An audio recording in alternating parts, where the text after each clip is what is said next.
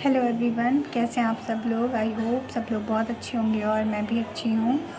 अभी भी मैं अपना इंट्रो रिकॉर्ड कर रही हूँ और अभी सुबह ही मेरे चैनल को 1 साल होने वाले हैं और 1 साल में अभी मेरे 1000 सब्सक्राइबर कंप्लीट नहीं हुए हैं। तो मैं चाहती हूँ कि जल्दी जल्दी आप लोग 1000 सब्सक्राइबर कंप्लीट करवा दो, क्योंकि 700 प्लस ऑलरेडी हो गए हैं। तो आप लोग चाहोगे तो जल्दी ही हो जाएंगे मेरे 1000 सब्सक्राइबर। सो जल्दी से सब्सक्राइब कर दो। अभी बोलते बोलते मेरे सब्सक्राइब कर दो और बहुत सारा प्यार दो। तो अभी सुबह का टाइम हो रहा है और मैं अपना व्लॉग स्टार्ट कर रही थी, तो मैंने सोचा अपना इंट्रो रिकॉर्ड कर लूँ और ऐसे सामने से कुछ बातचीत कर लूँ। तो अभी जो मैंने अपना प्रीवियस स्टडी का व्लॉग डाला था उसमें आई थिंक कॉपीराइट आ गया है। आई डोंट नो क्यों, मुझे इतना आइडिया नहीं है अभी यूट्यूब का, और ऑनेस्टली बताऊँ तो मुझे इतना टेक्निकल कोई नॉलेज नहीं है। बट अभी जब मैंने वो वीडियो अपलोड किया था तो उसमें कॉपीराइट लिखा हुआ था, तो फिर मैंने उसको क्लिक किया तो देखा तो उसमें ऐसा लिखा था कि इससे आपके चैनल को कोई हार्म नहीं है। बट पता नहीं, जो भी हो। तो उसमें आई थिंक मैंने कोई और म्यूज़िक यूज़ किया था, बट मैंने म्यूज़िक तो बिना कॉपीराइट का यूज़ किया था, पर पता नहीं क्यों ऐसा हो गया। तो पहले तो मैं सोच रही थी कि वो मैं अपना वीडियो डिलीट कर दूँ, फिर आई थॉट कि मैंने इतना मुश्किल से अपना वीडियो बनाया था, वो भी फर्स्ट व्लॉग था वो, तो फिर मैंने इसी वजह से उसको डिलीट नहीं किया। एंड आप लोग बताना कि वो व्लॉग आपको कैसा लगा। और मुझे पता है ज़्यादा लोग के पास वो पहुंच नहीं पाया क्योंकि इसमें ऑलरेडी बहुत कम व्यूज़ हैं, बट जितने लोग के पास भी पहुंचा है तो आप लोग बताना कि वो व्लॉग आपको कैसा लगा। और मैं मेन ये पूछ रही थी कि आप लोग को सिर्फ स्टडी ही देखना है कि मेरा पूरा रूटीन देखना है ओवरऑल फुल डे का।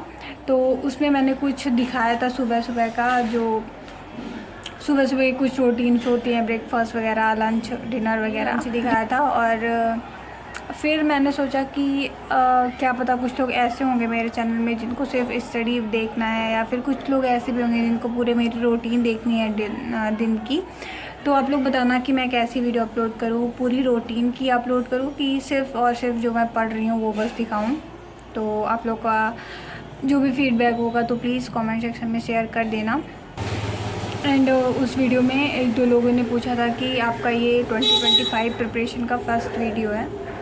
तो yes, this is my first video.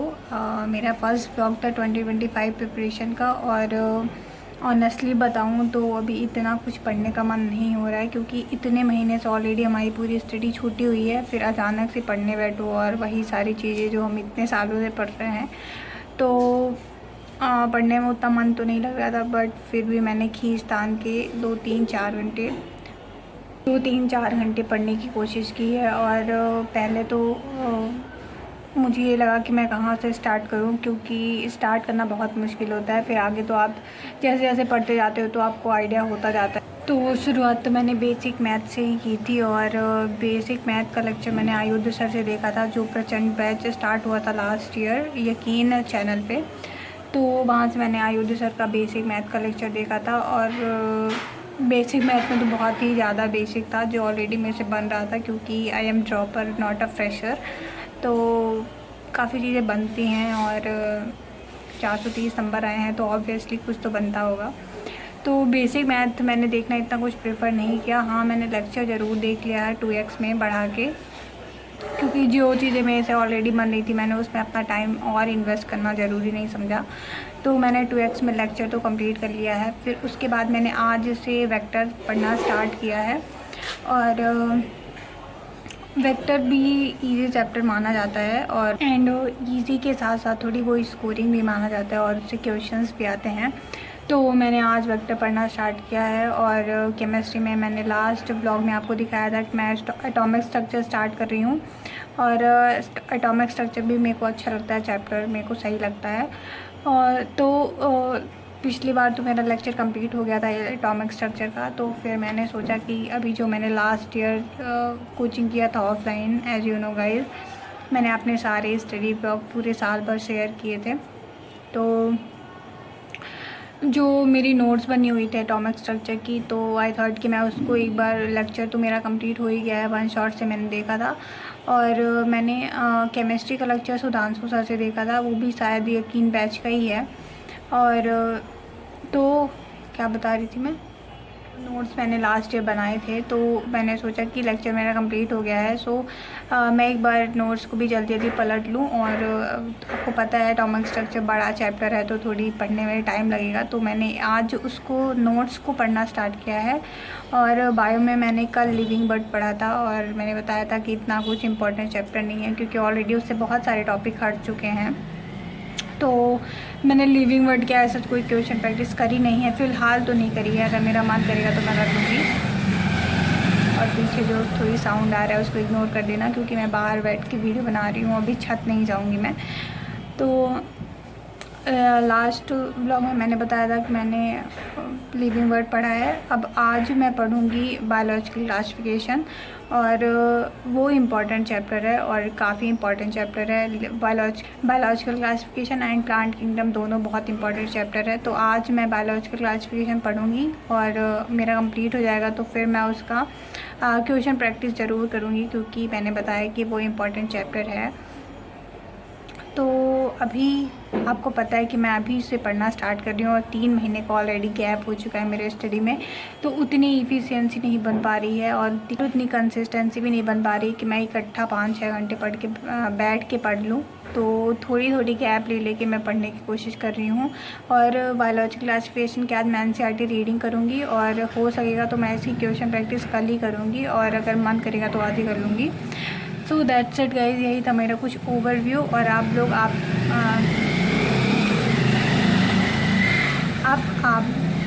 अब आके आप लोग व्लॉग देखो और मैंने जो क्वेश्चन पूछा था शुरू में वो बताना प्लीज़, और अपना फीडबैक भी शेयर करना कि व्लॉग कैसे लग रहा है आप लोग को। और मैं थोड़ी कंसिस्टेंट रहने की कोशिश करूँगी, मैं डेली व्लॉग अपलोड कर पाऊँ। अगर डेली नहीं हुआ तो एक दिन छोड़ के एक दिन तो अपलोड करूँगी ही। और वन मोर थिंग गाइज, अभी चलो आप लोग आगे व्लॉग में कंटिन्यू करो, देन बाय। सो गाइज, अभी ये मॉर्निंग का ही थोड़ी व्यू था। उसके बाद मैंने ब्रेकफास्ट किया था, देन मैं तुरंत ही पढ़ने बैठ गई थी क्योंकि ऑलरेडी थोड़ी लेट हो गया था आज। तो पहले मैंने पढ़ा था फिज़िक्स, और फिज़िक्स में मैंने बताया था आपको कि बेसिक मैथ का लेक्चर ऑलरेडी कंप्लीट हो चुका है। तो अभी मैं कर रही थी वेक्टर का लेक्चर, और अभी मैं वेक्टर वन शॉट ही देख रही हूँ। बट कल मेरे किसी फ्रेंड ने बोला कि आप फिज़िक्स का वन शॉट मत देखो, फुल लेक्चर देखना ही प्रेफर करो। तो मैं उसमें भी सोचूंगी क्योंकि हाँ ऑलरेडी फ़िज़िक्स मेरी वीक है और वही वीक है, उसी की वजह से सिलेक्शन रुकता है हर बार। और इस बार तो मैंने पढ़ा था फिज़िक्स, बट मेरा पेपर ही छूट गया क्योंकि फिज़िक्स का जो फोबिया है ना वो जा नहीं रहा है क्योंकि क्वेश्चन प्रैक्टिस इतनी नहीं हो पा रही थी। इस वजह से मेरा पेपर छूट गया और मैं टाइम मैनेजमेंट मैं नहीं कर पाई क्योंकि बायो में मुझे बहुत ज़्यादा टाइम लग गया था। इस वजह से मेरा फिज़िक्स का उधर साइड का पोर्शन छूट गया। मैं थोड़े बहुत क्वेश्चन ही अटेम्प्ट कर पाई थी, तो जिसमें सिर्फ मेरे 50 नंबर ही आए फिज़िक्स में, जो आई नो बहुत कम है। और ऑनेस्टली बताऊँ तो मेरा इतना कुछ पढ़ने में मन लग नहीं रहा है इस समय पर, क्योंकि पहले ही बहुत महीनों से स्टडी छूटी हुई है। फिर मेरा कोई इस साल कोई मूड नहीं था कि मैं दोबारा ड्रॉप लूँ और फिर से पढ़ना स्टार्ट करूँ, क्योंकि मैंने जब लास्ट बार ड्रॉप लिया था तो मैं ऑलरेडी सोच चुकी थी कि this is my last drop, कुछ भी हो जाए, कितने भी नंबर आएंगे मैं कुछ ना कुछ तो ले ही लूँगी। और इतना तो यकीन था खुद पे कि हाँ अगर MBBS नहीं मिलेगा तो एटलीस्ट प्राइवेट MBBS मिल जाएगा या फिर गवर्नमेंट BAMS मिल जाएगा तो मैं वो कर लूँगी। लेकिन ये सारे स्कैम के बाद जो लफड़ा हुआ है उसमें बहुत डाइसी सा लग रहा है सब कुछ, कि मिलेगा भी कि नहीं मिलेगा। तो गाइस वही ये सब पहले से ही दिमाग में था कि ड्रॉप नहीं लेना है, तो अब उतना फिर से ड्रॉप लेना पड़ रहा है। मतलब फुल ड्रॉप तो मैं वैसे भी नहीं ले रही हूँ, बट हाँ पार्शियल ड्रॉप ले रही हूँ। पर पार्शियल ड्रॉप में पढ़ना तो पड़ता ही है अगर दोबारा फिर से पेपर देना है तो इसीलिए अपना अभी इतना माइंड कांस्टेंट नहीं हो पा रहा है एक जगह में कि हाँ मैं फुल फोकस कर पाऊँ अपनी स्टडी में।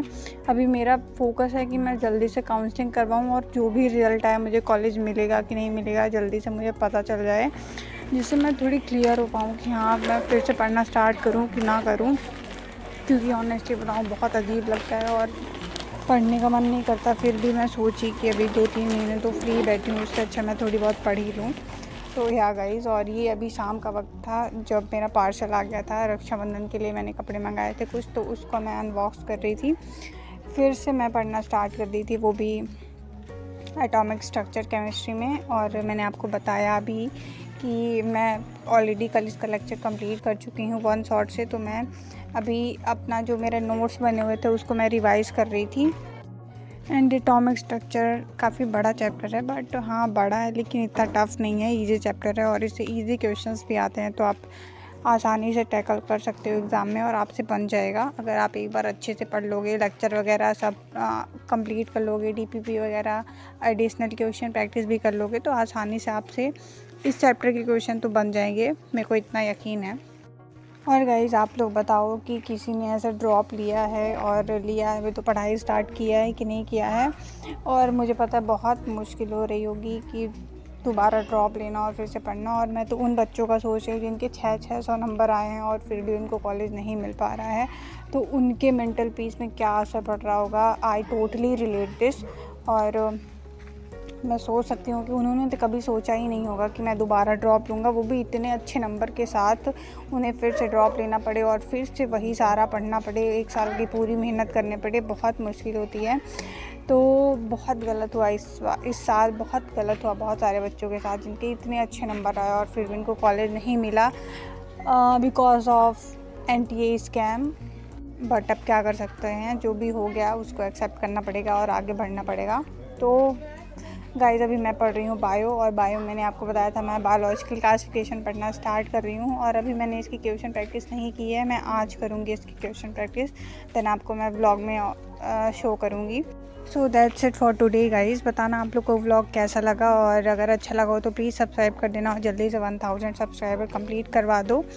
और आप लोग बताना कि आपको मेरा सिर्फ स्टडी व्लॉग देखना है या फिर पूरा रूटीन देखना है स्टडी के साथ साथ, तो मैं वैसा व्लॉग बनाना शुरू कर दूँगी। So thank you so much, thanks for watching. यहाँ तक देख रहे हो आप, बाय।